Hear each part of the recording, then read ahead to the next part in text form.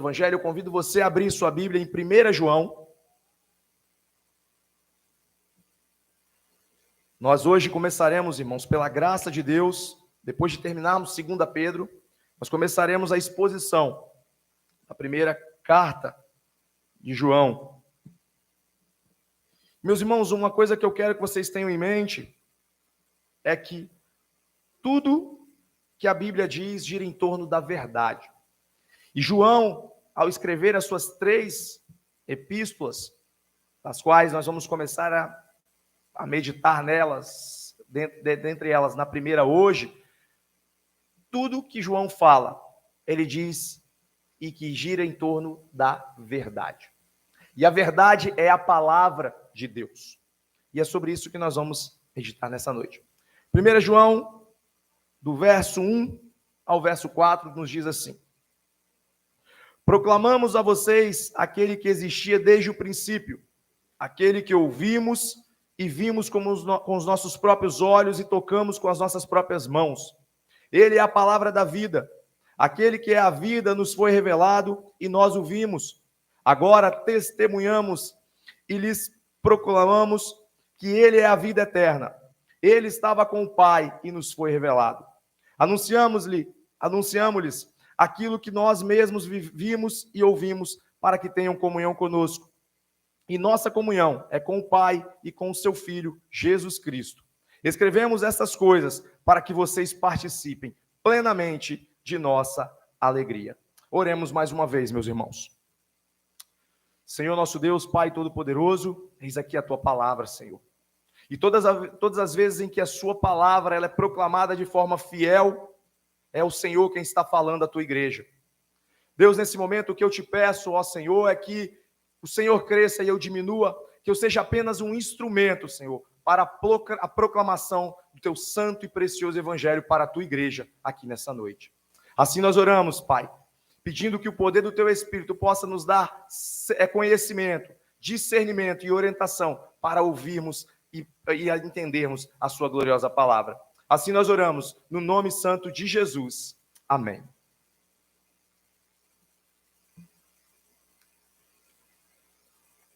Meus queridos, as 3 cartas do apóstolo João, elas têm uma mensagem que é muito importante e que ela é de extrema urgência para a igreja contemporânea. Isso porque os problemas que levaram esse velho apóstolo a escrevê-las ainda atingem a igreja dos nossos dias. E os tempos, eles mudaram, porém, o homem continua o mesmo. Os problemas, eles podem ter aspectos diferentes, mas em sua essência eles são os mesmos. O Evangelho de João, ele foi escrito para que as pessoas cresçam que Jesus Cristo, ele é o Filho de Deus. Para que, crendo nisso, as pessoas pudessem ter vida em seu nome. Quando nós vamos para as epístolas, e nós vamos especificamente a essa primeira epístola, essa epístola é totalmente digna do espírito do discípulo que a escreve. Porque acima dos demais, João, ele era amado por Cristo. E ele foi instrumento do Senhor para apresentar a Cristo como um amigo. Mas ela também contém doutrinas mescladas com exortações para a igreja. Pois ela fala da eterna divindade de Cristo e, ao mesmo tempo, da graça incomparável que ele trouxe consigo quando ele se manifestou ao mundo. Além também de todas as suas bênçãos. João, especialmente, ele recomenda e ele enaltece aqui a inestimável graça da divina adoção que os crentes têm em Cristo. Ele baseia suas exortações aqui sobre essas verdades e, num dado momento, o que João faz é nos admoestar a vivermos uma vida piedosa, uma vida santa, além de nos ordenar expressamente o amor. E o contexto dessa primeira carta e das outras 2 mostra uma igreja que estava sendo assediada por falsos mestres. Igualmente como Pedro escreve, e nós vimos isso recentemente. João, ele identificou o surgimento de uma perigosa heresia que atacaria implacavelmente a igreja no segundo século. E a heresia é o gnosticismo. Apesar de ter falado isso recentemente, eu quero relembrar aos irmãos o que é o gnosticismo. O gnosticismo era uma espécie de filosofia religiosa que tentava fazer uma união entre a fé cristã e a filosofia grega, tão em voga naquele tempo. E os gnósticos, influenciados pelo dualismo grego, eles acreditavam que a matéria ela era má e que o espírito ele era essencialmente bom. E esse engano filosófico, ele desembocou num grave erro doutrinário ali naquele contexto. Os gnósticos, eles diziam que o corpo, sendo matéria, ele não podia ser bom. E por consequência, eles negavam a encarnação de Cristo. E essa posição resultou em duas diferentes atitudes em relação ao corpo. Uma era o ascetismo. E o ascetismo, queridos, é a prática espiritual de uma vida contemplativa. É por isso que nós víamos muitos monastérios, muitos conventos, pois as pessoas entendiam que elas deveriam se retirar do mundo para que elas pudessem viver uma vida de contemplação, uma vida longe do pecado, uma vida onde elas não estivessem expostas aos riscos de pecar contra Deus. E a outra situação que acontecia era a libertinagem. E muitos desses falsos mestres, eles saíram de dentro da igreja. E eles se corromperam teologicamente e também moralmente. O apóstolo Paulo ele já havia alertado sobre essa possibilidade lá em Atos, no capítulo 20. Queridos, o que eu quero dizer para vocês é que a heresia ela é nociva. Ela engana, ela mata. Nós não podemos ser gentis com o erro. Nós não podemos tolerar a mentira. Nós não podemos apoiar a causa dos falsos mestres. E hoje ainda há muitos falsos profetas. Existem muitos falsos mestres e muito engano religioso. A igreja evangélica brasileira, ela tem sido tolerante com muitos ensinos contrários à palavra de Deus em nome do amor.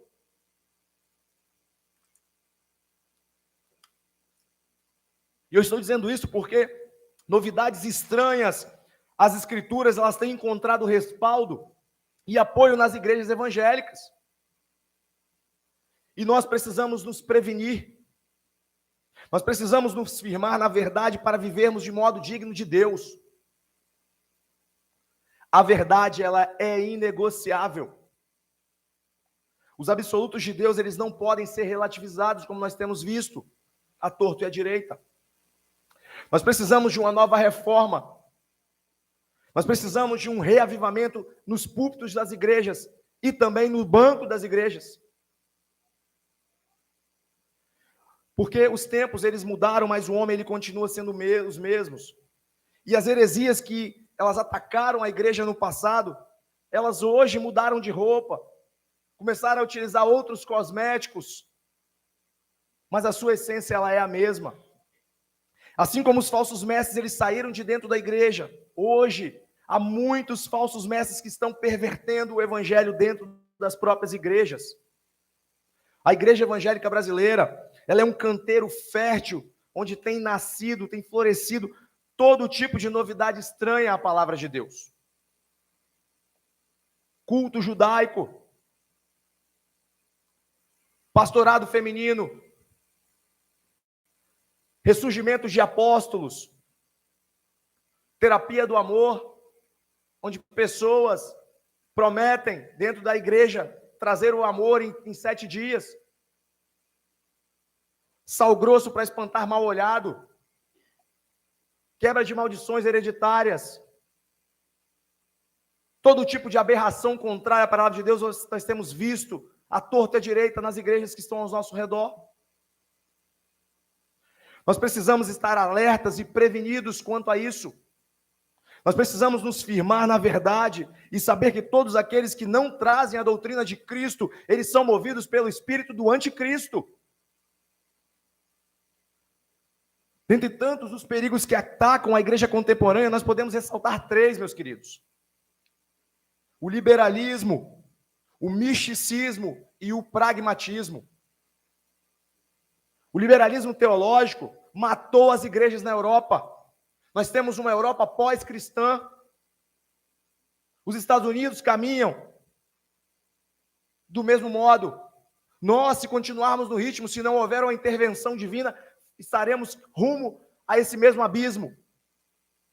O liberalismo teológico, que nega a inerrância e a suficiência das Escrituras, tem atacado severamente a igreja em nossos dias, devastando muitas delas. E a semelhança dos gnósticos, movidos por uma falsa sabedoria, esses mestres do engano, eles disseminam as suas heresias, negando as verdades essenciais da fé cristã. Nós temos, por exemplo, as doutrinas liberais da paternidade universal, a irmandade universal dos homens, dentre outras coisas mais. O liberalismo, ele representa a fé na humanidade, ao passo que o cristianismo, ele representa a fé em Deus. O primeiro não é sobrenatural. O último é absolutamente sobrenatural. Um é a religião da moralidade pessoal e social. O outro, contudo, meus queridos, é a religião do socorro divino. Enquanto um tropeça sobre a rocha de escândalo, que é Cristo Jesus, nosso Senhor, o outro defende a singularidade de Jesus Cristo. Um é inimigo da doutrina, ao passo que o outro se gloria nas verdades imutáveis que repousam no próprio caráter e na autoridade de Deus. Outro problema é o misticismo sincrético. Entendam por sincrético tudo aquilo que é misturado. Esse misticismo, ele acrescenta às escrituras rituais e práticas estranhas. De igual forma, ele está ganhando mais e mais espaço, força e também influência em muitas igrejas na atualidade. O evangelho da graça, ele está sendo substituído pelo misticismo semi-pagão. Pregadores sem vergonha na cara, eles reaproveitam velhas heresias e eles criam ainda outras novas para enganar os descuidados. Nós não podemos deixar, meus queridos, de denunciar as crendices que se espalham nas igrejas, onde pregadores supostamente espirituais, eles recomendam aos fiéis, por exemplo, colocar copos de água sobre os televisores e orarem nesse sentido. Agora, com essas televisões modernas, eles quebraram a cara. Como é que eles estão fazendo isso agora? Eles têm que mandar apoiar o copo em outro lugar. Mas eles falam isso para dizer que a água está consagrada e ao beberem essa água, essas pessoas, elas vão receber poderes sobrenaturais. Nessa semana, por exemplo, eu vi anunciando um cordão com a estrela de Davi, dizendo que ao você adquirir aquilo ali, você estará isento e protegido contra macumba, olho gordo e outras coisas mais. E eles anunciam isso em televisões, em rádios que eles dizem, em canais que eles dizem que são cristãos. E as pessoas compram essas parafernálias, esses amuletos, acreditando nisso. Outra coisa é o pragmatismo. O pragmatismo se tornou a filosofia de ministério de muitas igrejas.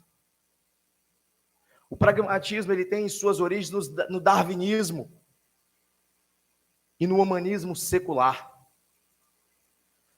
Ele é inerentemente relativista, ou seja, rejeita qualquer noção daquilo que é absoluto. Certo e errado, bem e mal, verdade e erro. Para eles isso não importa. E o que eu quero dizer é que o pragmatismo, ele define a verdade como aquilo que é útil, como aquilo que é significativo e aquilo que é benéfico. As ideias que não parecem úteis ou relevantes, elas são rejeitadas como sendo falsas. Para o pragmatismo, a verdade não importa mais, e sim os resultados das suas práticas. Então, se você enche a igreja, independente da forma como você faz isso, está dando certo, é Deus que está abençoando. Essa é a visão dos líderes dessas igrejas, mas também é a visão do povo que muitas vezes está sentado ali. A igreja, irmãos, tem vivido algo em que a fidelidade ela foi substituída pelo lucro. O sucesso ele tomou o lugar da santidade. A igreja ela se tornou um clube onde multidões se aglomeram para buscar o que gostam e não para receber o que precisam. A mensagem da cruz ela foi substituída pela pregação da prosperidade. A mensagem do arrependimento foi trocada pelo calmante da autoajuda, pregada por pastores coach. As glórias do mundo por vir foram substituídas pelos supostos direitos que o homem exige de Deus nesta própria vida. E tendo em vista esse trágico contexto que ocorreu nas cartas, no tempo das cartas de João, e também agora, no tempo em que nós vivemos, nós vamos à meditação do nosso texto dessa noite. E nesses primeiros 4 versos que nós lemos, o tema central é Jesus Cristo. Meus queridos, se vocês vieram aqui para ouvir sobre vocês, aqui não é o lugar. Porque aqui é o lugar de vocês ouvirem sobre Jesus Cristo. Ele é o centro da nossa adoração. Ele é o centro da pregação do Evangelho. De Gênesis a Apocalipse, Ele é o centro de todas as coisas. O homem não está no centro, Deus está no centro. Porque dele, por ele, para ele são todas as coisas. E esses primeiros 4 versos em que nós vamos meditar, falam sobre Jesus Cristo, pois Ele é o tema central, Ele é o verbo da vida. João abre a sua carta falando sobre Jesus, quem é Jesus, como nós podemos conhecê-lo, como Ele pode ser experimentado, como Ele deve ser proclamado, qual a principal razão da sua vinda ao mundo. E a mensagem de João é que Deus, Ele não está distante, nem indiferente ao mundo. Como pensam os gnósticos, como pensam os deístas. Deístas são aqueles que acreditam que Deus criou todas as coisas e Ele não interfere mais em nada. É como se Ele tivesse dado corda no relógio e deixasse o relógio andar. Mas, irmãos, o que eu quero dizer para vocês é que Jesus, Ele é o Messias, Ele é o Salvador do mundo. E o testemunho de João é de que Deus está interessado, sim, neste mundo. E Ele é tão interessado neste mundo que Ele enviou o seu Filho. E o nome do seu Filho é Jesus Cristo, o verbo da vida. Não há qualquer sombra de dúvida de que o propósito dessa carta é anunciar aquele que é, desde o princípio, o verbo da vida, a vida eterna. Aquele que estava com o Pai, ele manifestou-se em carne, e ele foi ouvido, visto e tocado. O objetivo dessa carta é proclamar aquele que veio para revelar o Pai e dar a vida aos que estavam mortos. Veio para entrar em comunhão com aqueles que estavam perdidos, que estavam afastados, que por causa do pecado foram separados da comunhão com o seu Criador. Ele veio para reconciliar aqueles que estavam separados uns dos outros. Ele veio para dar alegria perfeita àqueles que estão entregues ao infortúnio dos seus pecados.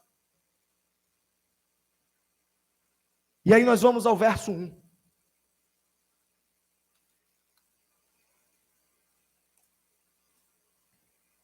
Proclamamos a vocês aquele que existia desde o princípio, aquele que ouvimos e vimos com os nossos próprios olhos e tocamos com nossas próprias mãos. Ele é a palavra da vida.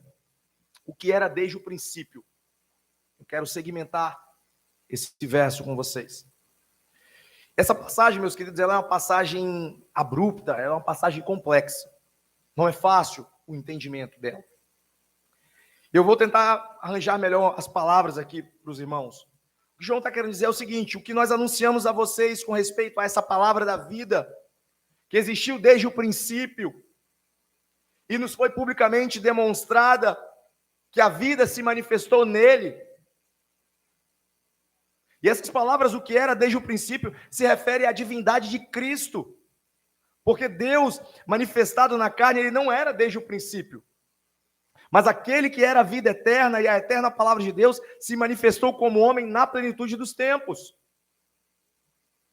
E o que segue ao que diz respeito a essa visão e ao toque das mãos se refere à natureza humana de Cristo. Mas como as duas naturezas, elas constituem uma única pessoa. E Cristo, ele é um. Ele veio da parte do Pai para poder se vestir da nossa carne. E o que João faz é declarar que ele é o mesmo, que fora invisível, mas que agora se tornou visível. E nós precisamos ter em mente, meus amados, que essa doutrina que nos é declarada aqui, ela é declarada aqui para nós sabermos que aquele que na sua carne realmente provou ser o Filho de Deus e foi reconhecido como sendo Filho de Deus, ele sempre foi a palavra invisível de Deus. E João aqui, ele não se refere ao princípio do mundo, mas ele aponta para antes da fundação do mundo. E o propósito de João é apresentar Jesus. E ele faz isso voltando ao princípio. E ele diz que Jesus não apenas estava no princípio, mas ele era desde o princípio. Ele não começou a existir no princípio. Ele é antes do princípio. Ele é o princípio de todas as coisas. Ele não foi criado, ele é o Criador. Ele não teve origem, ele é pré-existente. Ele é a origem de todas as coisas. O Filho Eterno, ele era antes da sua manifestação histórica na plenitude dos tempos, como a Bíblia nos diz. Ele nunca passou a existir, porque ele sempre existiu em comunhão perfeita com o Pai, na harmonia e no amor da Trindade divina, Pai, Filho e Espírito Santo. E João continua, ele fala o que ouvimos e o que vimos. E não era o ouvir aqui uma notícia, apenas uma notícia, o que geralmente se dá pouco crédito quando acontece. Mas João, ele tem em mente que ele aprendeu fielmente do seu mestre aquilo que ele ensinou. De modo que ele nada alegava de uma forma inventada ou de uma forma temerária. E ao dizer, vimos com os nossos olhos, o objetivo de João aqui é utilizar uma expressão mais completa, com o objetivo de confirmar ainda mais a mensagem que ele estava descrevendo. E ele não ficou satisfeito com apenas ver, mas ele adicionou que temos contemplado e as nossas mãos apalparam. Louvado seja o nome do Senhor. Com essas palavras, João mostra que ele não ensinava nada, senão aquilo que realmente ele tinha conhecido da parte de Deus. E a mesma coisa que aqui é expressa nesse texto, ele também expressa no primeiro capítulo do Evangelho de João, onde lá está escrito, vimos a sua glória, glória como a unigênito do Pai. Cristo não foi conhecido como Filho de Deus na forma externa do seu corpo, mas porque ele deu provas convincentes do seu divino poder, de modo que nele resplandeceu a majestade do Pai, como numa imagem viva e distinta. Como as palavras aqui estão no plural, irmãos, e o sujeito ele se aplica igualmente a todos os apóstolos. O que é tratado aqui diz respeito à autoridade do testemunho que Deus deu aos apóstolos. E o texto prossegue, da palavra da vida. E aqui se usa uma palavra vivificando, ou uma expressão dando vida, pois nele, em Cristo, como está no primeiro capítulo do Evangelho de João, estava a vida. E ao mesmo tempo, essa distinção, ela pertence ao Filho de Deus em dois aspectos. Porque, no primeiro, ele dá a vida a todas as criaturas, e porque ele agora restaura a vida àqueles que haviam perdido essa vida, tendo sido extinta pelo pecado de Adão. Além do mais, meus queridos, é possível explicarmos esse termo, palavra, de duas maneiras. Primeiro, em relação a Cristo e também em relação ao Evangelho, a doutrina do Evangelho. Pois é justamente por isso que a salvação nos é trazida. O Evangelho é o poder de Deus para a salvação de todo aquele que crê. Mas como a sua substância é Cristo, meus amados, e como ela nada mais contém senão aquele que sempre esteve com o Pai e que por fim se manifestou aos homens, a palavra é Cristo. Além do mais, nos transparece aqui mais plenamente do Evangelho que a sabedoria que reside em Deus, ela é chamada de a palavra. E o verso 2 nos diz: aquele que é a vida nos foi revelado, e nós o vimos. Agora testemunhamos e lhes proclamamos que ele é a vida eterna. Ele estava com o Pai e nos foi revelado. O verbo da vida, ele não é um alienígena, distante, intangível. Mas além de ter se manifestado, também ele pôde ser ouvido, visto e tocado. Ele se deu a conhecer aos nossos sentidos mais nobres, meus queridos. A audição, a visão, o tato. Jesus, ele é o verbo da vida, que não apenas se manifestou, mas que também ele foi experimentado.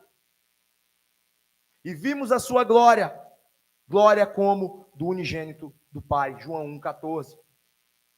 Aquele que estava com o Pai, ele foi manifestado. O Jesus que João apresenta, ele não é o Cristo do docetismo, ou seja, ele não é um fantasma. Ele não é o Cristo do gnosticismo, ou seja, uma divindade distante que não pode tocar o material e que apenas oferece uma emanação ali do seu ser.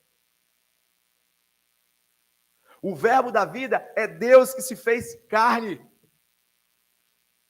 Ele é o Deus presente, que tem cheiro de gente, que tinha cheiro de gente, que chorou como gente, que sentiu dor como gente.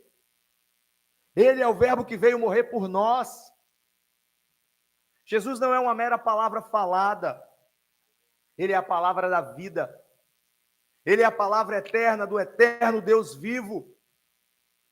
Ele é a palavra manifestada em carne. João teve um encontro pessoal com Cristo. A sua experiência com Cristo, ela não era de segunda mão, ela não era arrancada das páginas de algum livro. João conhecia Cristo face a face.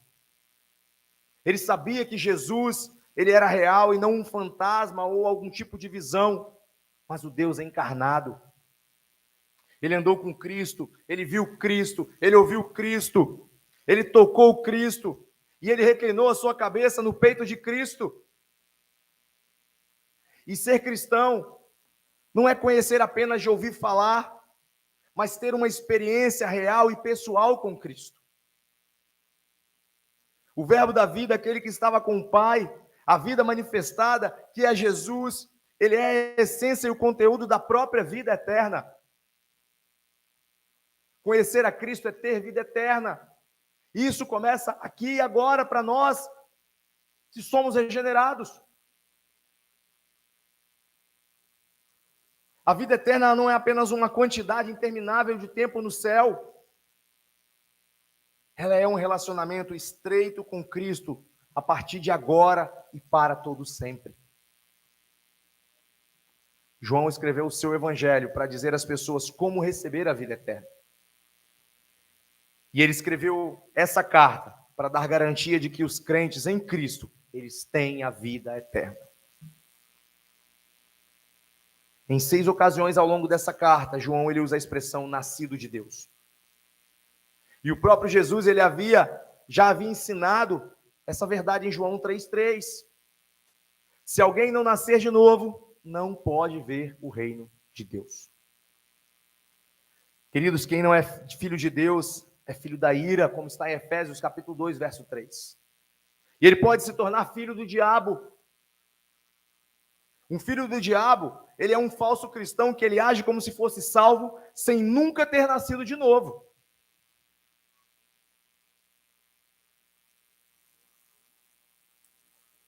Jesus disse aos fariseus em João, capítulo 8, 44, vós sois o diabo, que é o vosso pai.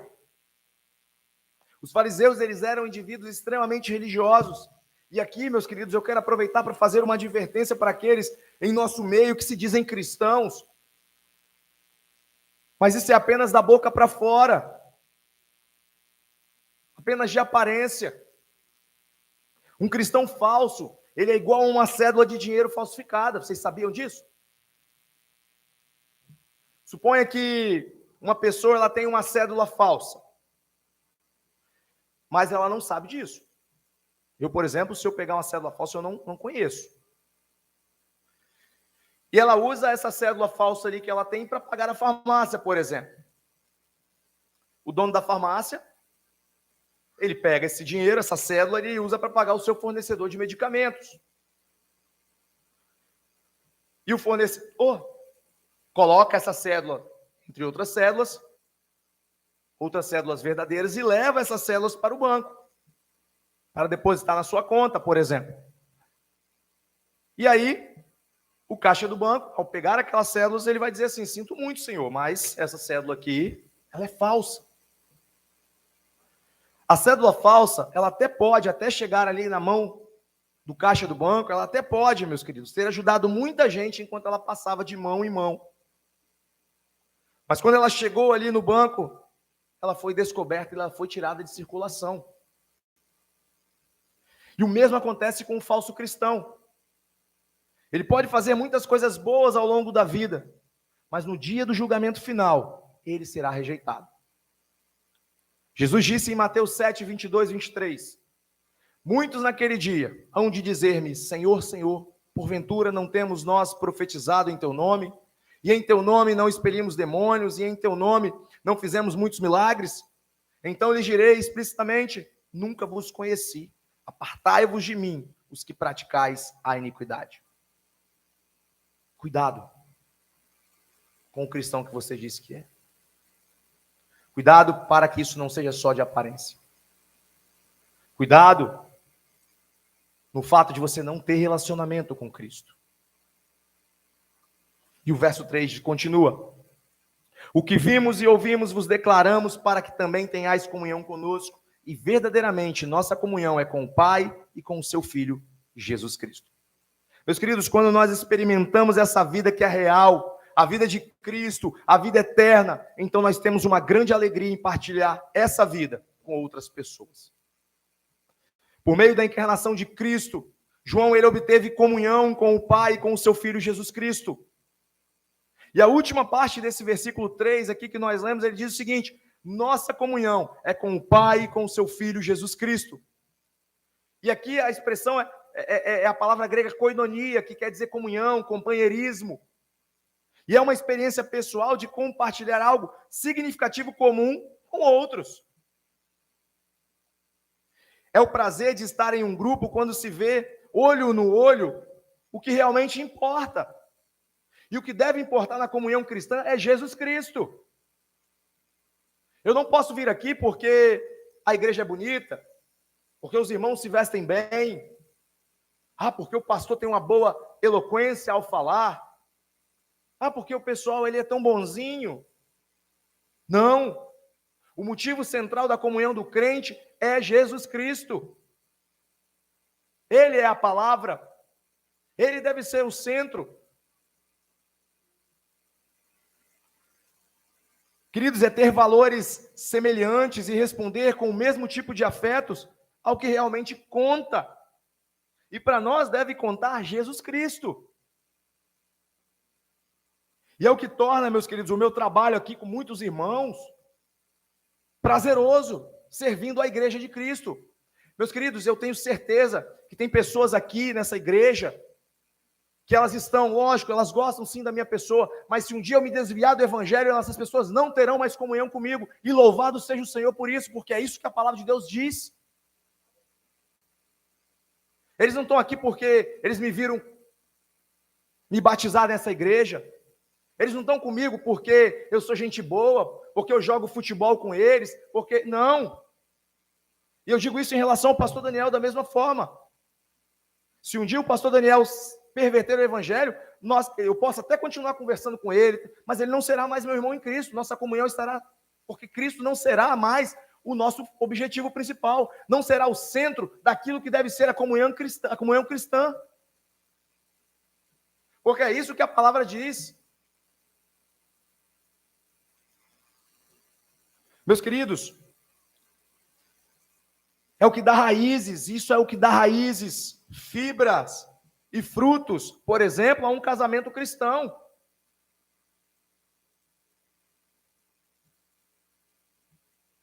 Portanto, meus amados, dizer que você tem comunhão com o Pai e o seu Filho significa que você passou a compartilhar os valores deles. Você acredita no que eles acreditam e ama o que eles amam. E então você se delicia em passar tempo junto com eles. Você adora incluí-los em tudo que você faz. Falamos aqui sobre oração.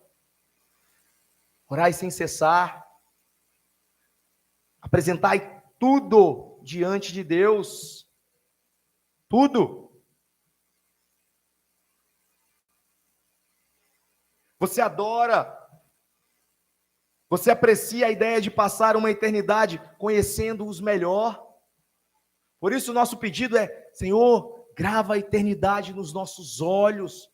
Mas esse conhecimento e esse desejo, esse anseio tem que estar dentro de nós agora, se somos regenerados.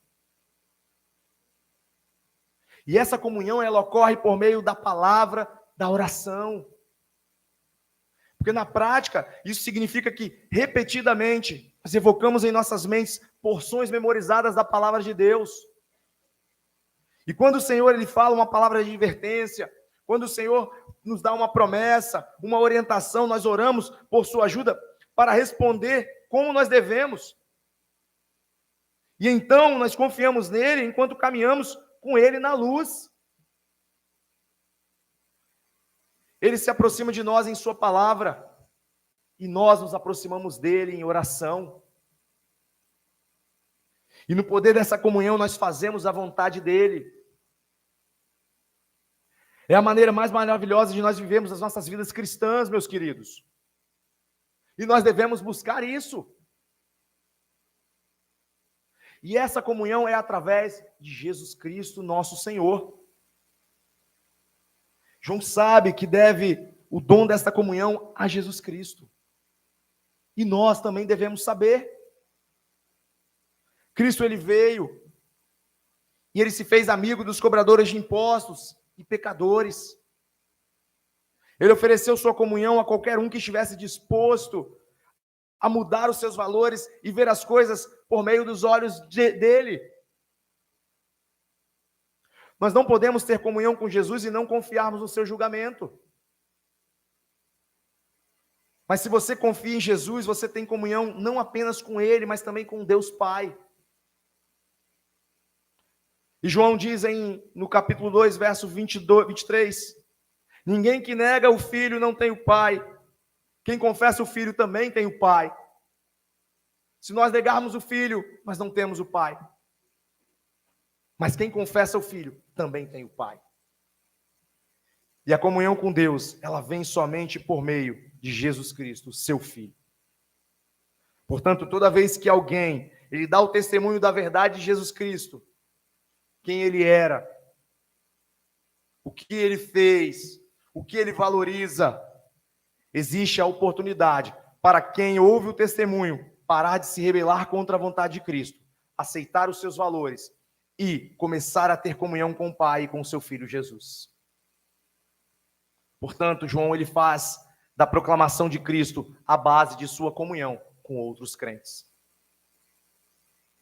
E o verso 3 ainda nos diz: o que vimos e ouvimos também vos anunciamos para que tenhais comunhão conosco. E a nossa comunhão é com o Pai e com o seu Filho Jesus Cristo. Ou para ler o versículo aqui de trás para frente, meus amados, nós podemos ler da seguinte forma: já que a nossa comunhão é com o Pai e seu Filho, A única maneira de nós cultivarmos com vocês essa comunhão é proclamar a vocês o que nós sabemos sobre o Filho, a quem vimos e a quem ouvimos. Isso nos mostra que a doutrina compartilhada ela é a base para a comunhão cristã. Aqui em nossa igreja nós temos buscado, meus queridos, desenvolver 3 prioridades em nossa caminhada cristã. Compromisso com Deus na adoração, compromisso uns com os outros e compromisso com o mundo, na forma como nós testemunhamos a Cristo no mundo. E observe, irmãos, de forma clara que esse versículo ele apoia a relação entre os 2 primeiros pontos que eu citei aqui. Por ter comunhão com para ter comunhão com seus leitores, João ele conta a eles o que ele acredita sobre Jesus Cristo. E em outras palavras, o que eu quero dizer é que não há comunhão significativa entre as pessoas que não compartilham da mesma visão de Jesus Cristo. A doutrina bíblica e verdadeira compartilhada é a base da comunhão cristã. Não se engane quanto a isso. Se a nossa comunhão ela não for pautada nisso, a igreja ela não passa de um clube social onde as pessoas elas estão porque os parentes estão, porque os amigos que eles gostam frequentam aquela igreja, porque a igreja ela tem uma boa estrutura, porque a igreja tem muitos eventos e etc. Então, quando João ele quer cultivar comunhão com um grupo de pessoas, ele escreve uma carta cheia de teologia. Quando Paulo ele quis preparar uma comunidade missionária para apoiá-lo e enviá-lo para a Espanha, ele escreveu o livro teológico chamado Romanos. Então, quanto mais profunda e forte nós desejamos que a nossa comunhão seja, mais teologia deve ser compartilhada. Ou seja, mais conhecimento de quem é Cristo, o Salvador, deve ser compartilhado. E há tantas lições para nós aqui, meus irmãos, que eu quero mencionar 3. Apenas 3. A primeira, o grande perigo, por exemplo, do movimento carismático ao redor do mundo. E com tudo de bom que eu vejo nesse movimento. Existem muitas coisas boas. Mas o grande perigo aqui, que eu quero citar para vocês, é que ele frequentemente, ele tenta preservar a comunhão entre os crentes com base em uma experiência compartilhada. E não com base em uma teologia compartilhada. E eu digo isso porque esse não é o caminho bíblico a ser feito. E isso, eventualmente, vai resultar no desaparecimento das experiências mal fundamentadas ou também no desenvolvimento da teologia herética para suavizar essas diferenças. Em segundo, certamente esse texto implica que nenhum cristão ele deve se casar, por exemplo, com um incrédulo. Não tem base para isso, nós não podemos pensar que isso é algo que possa acontecer. Digo isso porque uma comunhão profunda nas coisas que mais importam não é possível quando nós não compartilhamos o mesmo entendimento e afeição por Cristo. Quando João ele quis cultivar e preservar a comunhão dos seus leitores, meus amados, ele se tornou teológico. Tem tantas pessoas com aversão à teologia. Quando muitas igrejas na atualidade querem cultivar e preservar a comunhão, elas se tornam ateológicas. Não há teologia. E o cristianismo verdadeiro, ele está pagando o preço por isso de várias e várias maneiras. E é uma grande tristeza.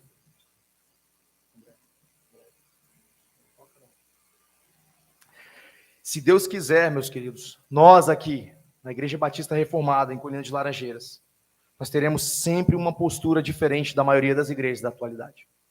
Mas para isso nós precisamos da graça de Deus. Nós precisamos ser fiéis. Nós precisamos orar, nos preparar, sermos bons bereanos, examinarmos as Escrituras. Porque nós precisamos ser explicitamente teológicos. E nós sempre estaremos colocando as nossas cartas na mesa. E a última coisa que eu quero fazer como um pastor dessa igreja ou de qualquer outra igreja para a qual Deus me levar é atrair ou manter membros, ocultando as próprias características que nos enchem de paixão e zelo pela glória de Deus. Reduzir a teologia bíblica ao mínimo denominador comum de aceitabilidade é a sentença de morte na adoração, na ortodoxia, em missões, na moralidade e também em crescimento. Sejamos como João. O que vimos, o que ouvimos, isso vos anunciamos, para que tenhais comunhão conosco. E aqui está o que cremos de Cristo. É isso que deve ser dito. Você valoriza o que nós valorizamos? Finalmente, meus amados, a razão pela qual João escreve o seu testemunho de Cristo nessa carta é porque ele anseia pela plenitude da alegria que vem quando outros compartilham seu deleite na comunhão do Pai e do Filho Jesus Cristo. E o versículo 4 diz assim: e escrevemos isso para que a nossa alegria seja completa. Meus queridos, eu acho que todas as versões modernas que nós temos aí, elas estão certas em aceitar a leitura de nossa alegria. Talvez o único que usa aqui a King James, não, tem o Kelvin, e a sua da vossa alegria, na sua tradução. A do pastor Daniel, que é a 1611 também, tá? Eu acho que é do Emerson, talvez não, esteja nossa também. Né? Tá nossa, Emerson? Então, as King James 1611, todas elas vêm para a vossa alegria. E na maioria das traduções modernas está a nossa alegria. Mas isso não muda para nós se é nossa, se é vossa alegria. Porque essa diferença de traduções para nós, ela não é um problema. Por quê? Porque eu vejo na maioria dos membros da nossa comunidade que a nossa maior alegria é a maior glorificação de Cristo. Primeiro vem a tremenda alegria de conhecer a Deus e experimentar comunhão com Ele. Mas então nós temos fome de algo mais. Não que algo possa ser acrescentado a Deus, não é isso que eu quero dizer, mas que mais de Deus pode ser experimentado na comunhão dos santos. E se isso não fosse verdade, o desejo da comunhão seria idolatria. E a nossa alegria na comunhão com Deus, ela é completada na alegria que os outros têm na comunhão com Deus. E essa é a própria essência da alegria do cristão. A doutrina de que não é apenas permitido, mas necessário buscar a sua própria felicidade na santa felicidade dos outros. Se você tivesse como objetivo levar um amigo, por exemplo, à comunhão com Deus, mas se no seu coração você dissesse, é uma questão indiferente para mim se ele encontrar comunhão com Deus ou não, você seria mal em fazer isso. Deus, ele não quer que o nosso coração ele fique indiferente ao bem que nós buscamos. Vocês sabiam que só há missões, quando Jesus Cristo voltar, ela vai acabar? Só há missões, meus queridos, porque não há adoração. E Deus, ele quer ser adorado. Então, quando esses missionários que nós citamos aqui hoje, eles estão nos confins da terra pregando o evangelho, quando o Espírito Santo converter pessoas ali Deus será adorado. Por isso é necessário missões. Mas quando Jesus voltar, isso não será mais necessário, porque ele será adorado o tempo todo.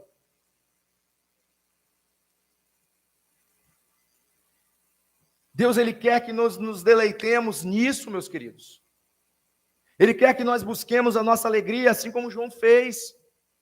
Estamos escrevendo isso para que a nossa alegria seja completa. Que doutrina devastadora é, irmãos, ensinar que é errado um cristão buscar a própria felicidade. A nossa felicidade e a nossa busca da felicidade deve estar apontada em Jesus Cristo. E quando temos comunhão uns com os outros e vemos nossos irmãos adorando ao Senhor, compartilhando da nossa alegria, nós ficamos alegres. Isso nos faz felizes.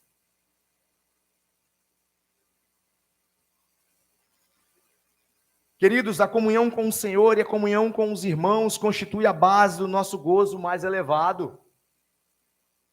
Que alegria é o domingo, meus irmãos. Que alegria é poder estar junto com os irmãos. É sentar em uma EBD e ver Deus agindo por meio de irmãos, com dons diferentes. nos ensinando, nos exortando, nos levando ao arrependimento de pecados. Saber que os irmãos oram por nós, você orar pelos seus irmãos. Pense esses missionários, muitos deles nós não conhecemos pessoalmente, mas eles estão lá sendo fortalecidos. Eles sabem que tem uma igreja e várias igrejas e vários irmãos, não só aqui no estado do Espírito Santo, mas em outros estados, orando por eles, empenhados em ajudá-los para que o evangelho avance. Como é maravilhoso vermos a igreja Batista Plena Graça, onde os irmãos cultuavam debaixo de árvores, no chão puro, no chão batido de terra, hoje tendo suas paredes sendo levantadas para que os nossos irmãos ali estejam cultuando ao Senhor num lugar confortável. Nós não conhecemos e provavelmente nenhum de nós vai ter contato com nenhum deles, mas essa é a nossa alegria, ver o evangelho sendo pregado, vendo pessoas vindo a Cristo, porque na presença de Cristo é o melhor lugar que nós possamos estar, irmãos. E você desejar que outros estejam na presença de Cristo é o melhor desejo que você pode ter no seu coração. Mas para termos esse desejo, nós precisamos amar a Cristo. Nós queremos primeiramente estar na presença do Senhor. E que o Senhor nos ajude nesse processo, meus irmãos. E a nossa alegria ela é completa por meio da comunhão contínua. Catitu fora da manada é papá de onça. Tem gente que está fora da igreja aí, está achando que é o santo dos santos. Essa alegria, o fruto do estar em Cristo, que vem somente depois do amor a Cristo, se torna completa quando a vida de comunhão com Deus e com os irmãos atinge uma realização prática e consciente nas nossas vidas, frutificando de maneira transbordante e também permanente. Meu pedido ao Senhor, a minha oração, é que os nossos corações venham sendo cada vez mais, dia após dia, sendo transformados pelo poder do Evangelho. Que o Espírito Santo ele possa trabalhar nos nossos corações de modo a nós amarmos a noiva do Cordeiro, a nós nos dedicarmos fazendo tudo isso para a glória dele, a pararmos de viver essa vida como a sociedade tem imposto, vidas individuais, que aqui nós possamos ser verdadeiros uns com os outros por causa do amor de Cristo, que nós aqui todos possamos estar na luz, porque Deus é luz, que muitos saiam das sombras em que estão, porque Deus nos uniu para sermos luz, para sermos sal, e para isso, como corpo, nós precisamos ter sempre Cristo como cabeça, mas também precisamos ser corpo, para que por meio daquilo que Deus tem nos dado, nós possamos ajudar uns aos outros, nessa difícil caminhada que nós temos, até um dia que nós estaremos com o nosso Senhor. Que o Senhor nos abençoe, que o Senhor nos ajude, e que nós vivamos para a sua glória. Senhor nosso Deus, Pai Todo-Poderoso, nós bendizemos e exaltamos o Teu nome, Pai. Queremos Te agradecer, Deus, pela Tua palavra que nos foi ministrada nessa noite. Obrigado ao Santo Espírito, porque o Senhor tem cuidado de nós. Nós Te louvamos e Te bendizemos, ó Senhor, e pedimos ao Senhor que continue conosco, nos dando graça, Pai, de conhecer-Te mais, e que esse conhecimento ele nos leve, Senhor, a amar mais ao Senhor. Deus Santo, colocamos diante de Ti a semana que se inicia hoje, semana onde teremos vários desafios, Pai, mas que nesses desafios o Senhor nos dê a sabedoria para fazermos tudo para a Sua glória. Nos capacite, Jesus, nos deixe ansiosos, ó Pai, por estar contigo, por querer, Pai, nos relacionarmos com o Senhor, por querer, Senhor, nos relacionar mais uns com os outros. Que o Senhor nos ajude, Deus. Que essa palavra que nos foi ministrada nessa noite possa nos ajudar, ó Deus, nos fortalecer ao longo dessa semana, nos preparando, Senhor, para o alimento que virá na terça, para o alimento que virá na quarta, para o alimento que nós teremos no nosso devocional pessoal com o Senhor. Pai, que o Senhor capacite os Teus santos para a glória e o louvor do Teu nome. Amém. Que o amor de Deus, que a graça redentora do nosso Senhor Jesus Cristo, e as doces consolações e comunhão com o Espírito Santo esteja sobre cada um de nós, a igreja diga. Amém. Vão em paz, meus irmãos, que o Senhor possa abençoar a vida de vocês.